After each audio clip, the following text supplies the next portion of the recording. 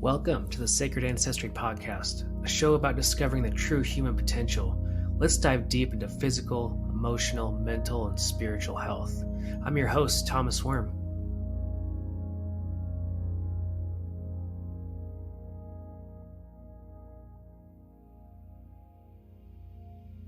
As you remember that time you were a lead saw in the shot crew and the saw just quit working and you were a few miles from the trucks? Next thing you know, you're hiking down the mountain and all the way down to the trucks and you had to pull out the field kit for a chainsaw surgery. I know, I've been there. The whole crew is waiting on you and your stomach's just turning with this anxious feeling of like, I gotta get back, right? You started with the basics, a quick chain sharpen, filter cleaning, check the spark plug. There's nothing obvious, so you dumped out the fuel, noticed it was clear, like, oh shit. You put a different fuel in, tried to start it, but the pull cord wouldn't even pull. The engine seized. As you pulled out the piston tool and tore down the chainsaw to the foundation, you remember seeing a hot ember go into the filter. Your stomach turns even more, knowing that your crew needs you up on the hill. But it's important to have all the saws running, right? And the spare was already down for maintenance. After taking out the piston, it was easy to see the piston had a chunk missing, and all you had to do was swap it out for a new piston. You learned that this was no easy feat in the field, right? You got back to work and kicked some ash for the rest of the day. If your mind is like a chainsaw, then all you need is the right tool to fix the foundation. That tool is the breakthrough session, because your subconscious mind is what ignites your life with action. The mechanics of that ignition are your beliefs, values, and emotions. When you release anger, sadness, fear, hurt, and guilt, it's like getting a rebuild from the inside out. The breakthrough session is leadership, because when you lead yourself before you lead others, they'll follow, right? So go to Mountain Mind Tricks and click on the Discovery Session button. Find a time, fill out the form. The Discovery Session is a free chat about where you are and where you want to be. So go to mountainmindtricks.com and sign up for a Discovery Session. That's mountainmindtricks.com.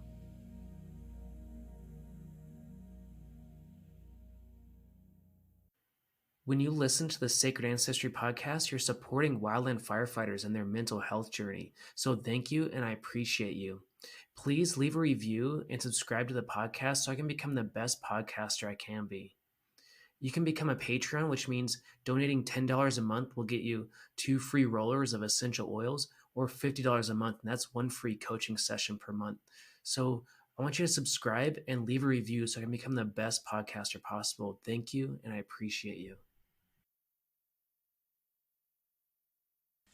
Welcome to the Sacred Ancestry Podcast, and I'm so excited to have my guest here today, Cody Snodgrass, and he's a wildland firefighter and has done some structure and getting into wildland. And I just wanted to talk about leadership today with Cody. And can you introduce yourself and kind of tell us how you got into fire and what you've been doing and what you're doing now? Yeah, definitely. How's it going, guys? Hope y'all are doing good out there. So I got into fire in 2010. I actually got on a structure department, just wanting to run EMS. Didn't want anything to do with fire, just strictly EMT, wanted to get my paramedic. Once I got on the department, I got my first taste of fire, and from that point on, I was hooked. I mean, I knew where I wanted to go at that point, and so I started pursuing different fire-related courses. Was able to get my Wildland Firefighter certs. I've been mostly doing structure since then. This year was my first year getting on with a state forestry with Nevada as a wildland firefighter. And so I'm really excited to see where this goes. Last year was a pretty good season. COVID did kind of take a toll on the state, allowing us to respond out of state. And so we were pretty localized from where we were at, but yeah, it was a pretty good season, and looking forward into furthering my abilities in the wildland aspect. Yeah, that's awesome, man. And so I'm curious on what was going from structure to wildland fire like? I mean, what were some of the things you noticed, or like how different that is, or maybe they're more similar? That's one thing is, everyone has their own opinions. Structure's more dangerous, or wildland fire is more dangerous. I can't really say that one or the other is more dangerous. They both have their own characteristics, I guess what you can call it, to them. So going from structure into a wildland setting, it was a lot different, because you've got a lot more natural elements to fire to deal with. Your weather, your wind, your temperatures, humidities, different things like that. So it's kind of interesting getting to switch over from the structure side of things, where you're more concerned about your building construction type, sprinkler systems, different things like that. And so switching over wasn't too difficult. I mean, it's basically the same concepts with the wet stuff on the red stuff. Or in my line of work, hand crew, you're just digging trench lines, hot spotting, cutting line. But I mean, I transferred over pretty good. I mean, going through the fire courses, it was, the same tactics with, safety. You got to make sure you have your communications, your lookouts, different things like that. So. Yeah, that's awesome. So did you stay in Nevada mostly this summer, or did you guys get to go out at all? We did. We were not able to leave the state per our state fire warden. She kept us in state this year, which was kind of a bummer because, we're usually going over to California to help out, and they had some major fires this year. I think it was one of the first giga fires in, however many years. So it was kind of a bummer that we got limited to that. So, but yeah, we stayed in state this year. Yeah. And I mean, Nevada had some pretty good fires. I mean, even, gosh, I think a month ago, there was stuff going on in Reno still. It's just crazy. This fire season was so interesting. And so what are some of the qualities of a wildland firefighter that you picked up? And I know you're getting into leadership and things like that. Tell us more. Yeah, definitely. So with the crew I'm on with NDF, we run an inmate crew. So definitely having those leadership skills and qualities were a must, because we were running our crews under our crew boss. So having to, finding out your crew's abilities, make sure that they had full knowledge of what was happening, that their abilities were able to meet your requirements on the fire line. And so with leadership on that's who they're looking up to. They're looking up to the guy that knows everything in their eyes. These guys, they might have fought fire, a season or two ago, or they could be brand new.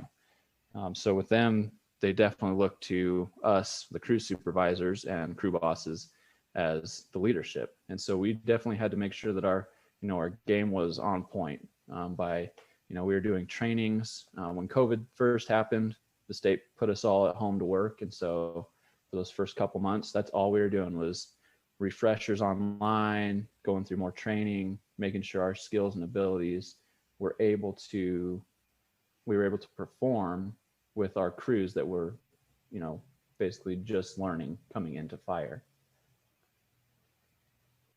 Right. And yeah, leadership's so important in that, those guys are looking up to you, and like you said, really meeting them where they are. Maybe it's their first season or second season or even fifth season, right? But it's really, leading those people from where they're at, right?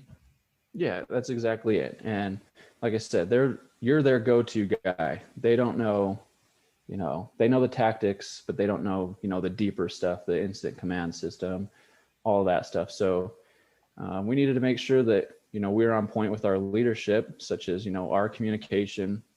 The crews knew what we expected of them, made sure that they knew, what the tasks were at hand. We kept them all in line. We didn't have any problems.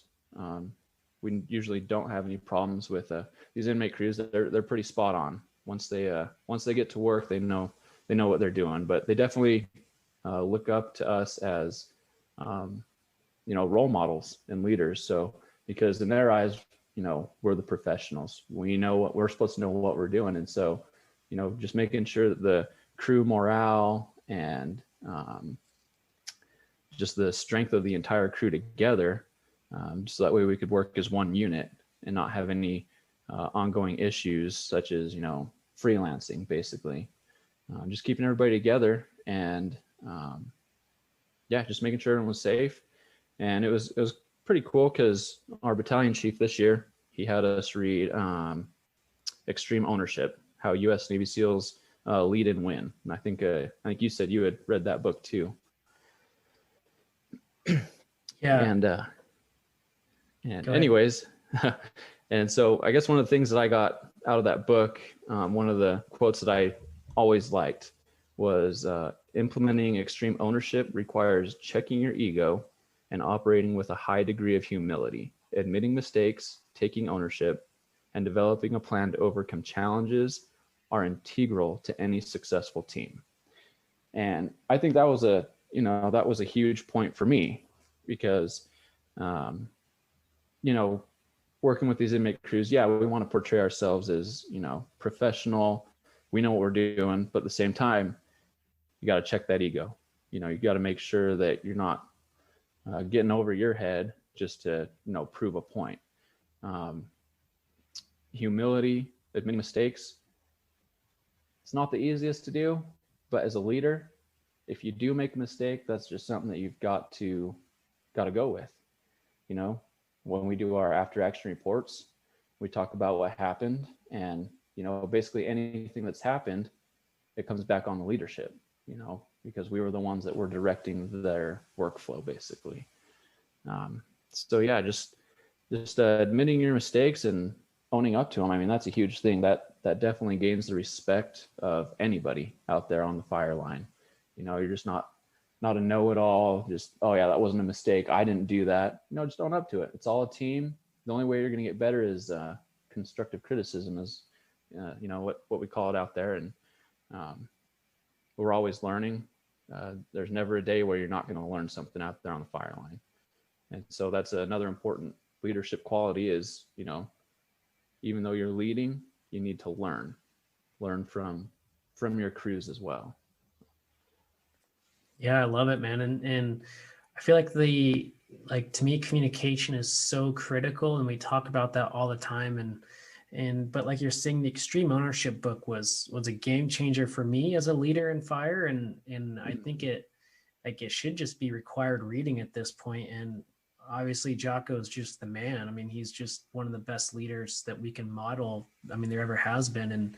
And one of the ones that I love is that there's no bad teams, only bad leaders. And I think that's so true, because there's really the lower guys, they just want to work. Like, they just want to get the job done. They're having fun. They're outside. Like, life is awesome. And it's up to the leaders on how the crew morale forms, how that storm norm form actually plays out, and all those, little things that kind of nag at you throughout a fire role or fire season. Even, it's like all about the leaders and how they manage those things, right? Yeah, definitely. That was definitely seen. You see that more through the end of the fire season, when crews have been out doing, full 2-week tour or extended tours. By the end of the season, yeah, team morale can kind of get a little choppy. And, we see that working with, we work with different crews, and towards the end of the season, we definitely seen some issues going on with other crews. But what we did notice was their leaders and the leadership caught it right away. They made sure it didn't go any further. They addressed it at that point and got things taken care of. And that, again, like you said, going through communication. I mean, you're working with these guys 14, 16 hours a day, getting minimal sleep, waking up, doing the same thing, seeing the same faces, away from your family. Yeah, stuff starts to eat at you. And that's what was starting to happen with some of the crews that we've noticed out on the line this year. And like I said, their crew bosses, they put a stop to it, because they knew as soon as one person started bringing down the morale, the rest of the team's morale was going to start coming down with them. And that's just not feasible on a fire incident, or any incident for that matter. Everyone has to be on the same page, working together, no matter how difficult it is. And as a leader, I mean, that's something that you've got to be able to handle at a moment's notice. And you've got to recognize that. You know, if you got a couple guys on your squad that are starting to get a little chippy with each other, or, you know, kind of doing the bare minimum with their job, and everyone else is working their butts off, leaders got to know that. You've got to see that and recognize that, or it just starts, you know, degrading your entire team. And so by recognizing that, I mean, what we've seen out there is they joined them up in a big circle, said, all right, this is what I see what's going on. I need you guys to talk it out right now. So they sat there and talked it out. And this was after, this wasn't on the fire line, obviously.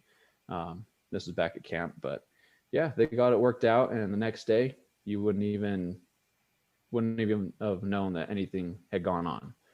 So that leader, he just, you know, stepped in. He did what he needed to do to be a leader, to lead those guys and keep them motivated and keep them going. And that's one thing that, you know, we did with our crews at the end of every day. We told them, hey, you know, it's tough work. You know, we're out here with you guys doing the same thing, seeing the same people, but, you know, we just commended them for their job that they were doing, kept them motivated. And that's what really, I think that's what really helped, was letting these guys know that their work was not going unnoticed, that they were doing a good job. And if they did have any issues, they didn't have a problem bringing them up to us. We'd address it and we'd move on. So team cohesion is definitely a big factor in any fireground incident, I guess. Yeah, and I think you know, going back to your story there, I think something it took me a couple years to learn, and once I got into a leadership role, but it really was, you know, like you said, when there's something that comes up and dealing with it right then, because I've seen it so many times on so many crews, so many different places and districts. It's like, if there's an argument that's going on, then you're just like, well, maybe they'll just deal with it by themselves. And then it's like a Right. month later and it gets worse. Now there's 3 or 4 people. And then by the end of the Mm-hmm. season, it's like the whole crew is fighting. And it's just like, if that leader would have just said something and dealt with it right then and there, like in front of everybody, or maybe in a private setting, it would have been nipped in the bud, if you will, or totally Mm-hmm. just dissolved right then and there. And it wouldn't have been able to flower into such a huge deal. And then the crew gets like a bad eval, or somebody gets a bad eval, or there's like this major argument at the AAR, or something, you know, it just goes so much farther instead of just dealing it right then and there. And that's hard as a leader, to call people out, to tell them Yep. they can do better, or to give constructive criticism. It's tough. It really is hard. Mm-hmm. And that's one thing that I've had to learn over the years, is, you know, stepping up and being able to do those things. Because like you said, before I got put into a leadership role, you know, I'd watch it, I'd see it happening. I'm like, well, they're adults, you know, they'll figure it out one way or the other. But that's not how it works. You know, if it's not brought up, it just kind of keeps smoldering and smoldering until all of a sudden, boom, it just blows up. And then it's in a worse place it would have been if you would have just nipped it in the bud there. And so stepping up, it's not always the easiest thing to do. I mean, whether you're, you know, I mean, everyone on your crew is your best friend at the time. You know, you, as a leader, you have got to set those boundaries and make sure that the team as a whole is functioning. Like that saying always goes, you know, you're only as strong as your weakest person.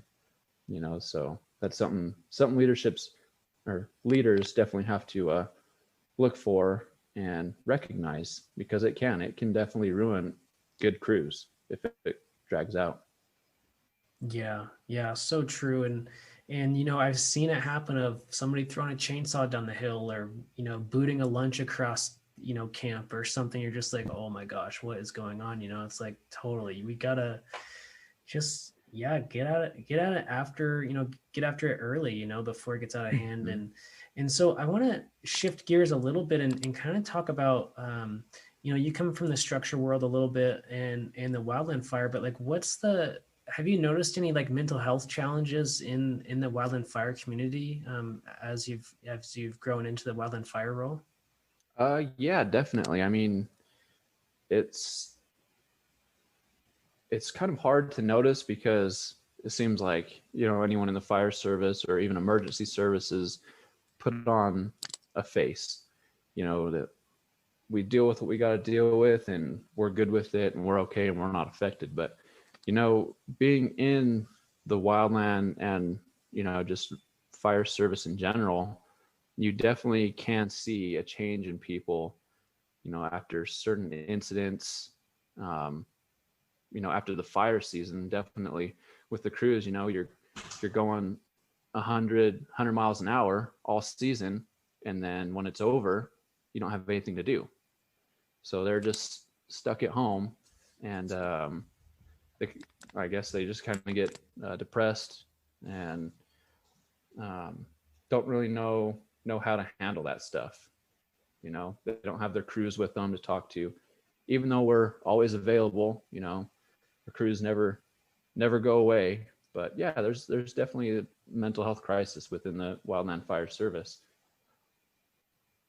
Yeah, and I think like what you're getting at is, I guess, the what I call it is the seasonality, right? It's like you're going 100 miles an hour, then like you said, season's over, and it's like sometimes you go from a role to being laid off immediately, and it's just like, Mm-hmm. whoa, what do I do Yeah. now? And there really is an integration period or a period of like readjusting, because home life, there is no adrenaline, there's nothing that's gonna get your excitement up, even though you're kind of, at least for me, I always feel like I'm locked into that like full throttle extreme adrenaline rush for at least a couple of weeks before I gotta really Mm-hmm. dial things back and do some meditation and journaling. And that's just me, and I know there's other people that have that, and sometimes it gets pretty extreme out there with, and the seasonality is really rough on some people, and some people it doesn't bother them at all. So it's so interesting because I think the November December time of year is kind of when that is at its peak, that seasonality, right?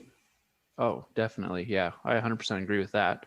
Um, like I said, the job that I work for, I'm full time employed, so I don't have that layoff period. But our fire season does end. After that, we're doing fire rehab, slash burning, different projects like that. But you know, about a month after the fire season ends, you definitely can see a change in people's attitudes towards, working or the job, or they're just getting irritated easier. And I think that's a lot of it, is they're go go go all summer, and then all of a sudden just abrupt stop. There's no excitement. It's the same repetitive job day after day. So yeah, it definitely takes a toll on the mental health of everybody like that. Yeah, yeah, and I mean, is there any other challenges that you've experienced or that you've noticed besides the seasonality? I think I know I've seen a lot on social media, on the different pages that I follow, Wildland and Structure. A lot of people do have um, troubles with their home life, with their relationships, because I mean, in all honesty, your summers are, you're committed to your crew. You're not out with your family enjoying the summer vacation, doing things like that, and so it definitely takes a toll at home. And just some of the attitudes I've seen from certain people, that um, I've seen some people say, well, if they don't understand your job or anything, then they're not free. You need to get out of there. That's completely the opposite. I mean, if our instructors thought that same way when we first started fire, they don't understand anything, nah, get rid of them. They're done. We wouldn't have any firefighters out there. And so I don't know. I just encourage people to not, to really strive for those relationships when they are home, because if they're worth it to you, they definitely need to be worked out, not just, well, this is my life, this is how things are, if you don't like it, deal with it type of attitude. And I see that a lot, and it's kind of disheartening, because like that's not, kind of gives the fire service a bad name, because I mean, our spouses, they might not know what we go through, the different challenges and stresses that we go through, but that doesn't mean we just pack up the bags and try to find someone else. We definitely gotta just work through it, because that's our strength. When when we get home, we have someone to come home to, talk to. And that definitely helps, with the mental health situation as well. You're not coming home alone, just stoved up inside the house all winter long. Yeah, it's so true. In those relationships, I think the further along I got in my career, the more I realized exactly what you're saying of, the relationships, the family that's what's important. Like the job should be secondary, but I think it's so easy to be, so identity driven and so identity attached to, I'm a firefighter, this is who I am, but and making that family secondary. And it's a huge problem, and when those relationships dry up because of that attitude, then it's, maybe your relationship is with a bottle, and that's not really where anybody wants to be, right? And so I totally agree with you. That's a big one is the relationships, and it's I think the divorce rate is way higher in the fire service than average people, and yeah, it's huge. So, is there anywhere else you want to go today? Is there any other questions I haven't asked you that I could have? No, I don't think so. I think we pretty much, kind of hit all the topics this afternoon. Like I said, it's just, whether it's the leadership, the mental health, or relationships. I mean, there's many avenues out there to get input or get help or to further your career. I mean, take the opportunity to do all those things. It's all important to not only yourself, your family, but also the fire service. We train so that way we can do an effective job. But with that, we need to learn how to take care of ourselves as well, and also our families. Oh man, I love it. What an amazing message. And do you want to share your Facebook link or anything like that so people can get in touch with you? Yeah, definitely. Just my first and last name. Find me on Facebook. Just Cody Snodgrass. Like I said, if anyone has questions or whatever, feel free to message me or just need to talk. We're always here for each other, and that's what we need to strive to do, help each other out. And we definitely need to defeat this stigmatism for there's no mental health issues in the fire service. We need to get rid of that, because that's, I think, is ultimately what is causing us to lose so many brothers and sisters through depression and alcohol abuse, substance abuse, different things like that. So definitely don't feel scared to reach out. I mean, I definitely enjoy talking to people and helping them out the best I can with any advice or anything like that. So. Oh man, thank you. Such an awesome message, and so true. We really got to be brothers and sisters in this mental health challenge that we're all going through. And thank you so much for coming on the show, and thank you so much for everything you do. And it sounds like you're an amazing leader and just great work out there. And thank you. And you can find me at mountainmindtricks.com and Thomas M. Worm on Facebook and Mountain Mind Tricks on Instagram. And we'll see you on the next podcast. And I just encourage you to go out there and find your sacred ancestry, because whatever you think you are, you're so much more than that. Definitely.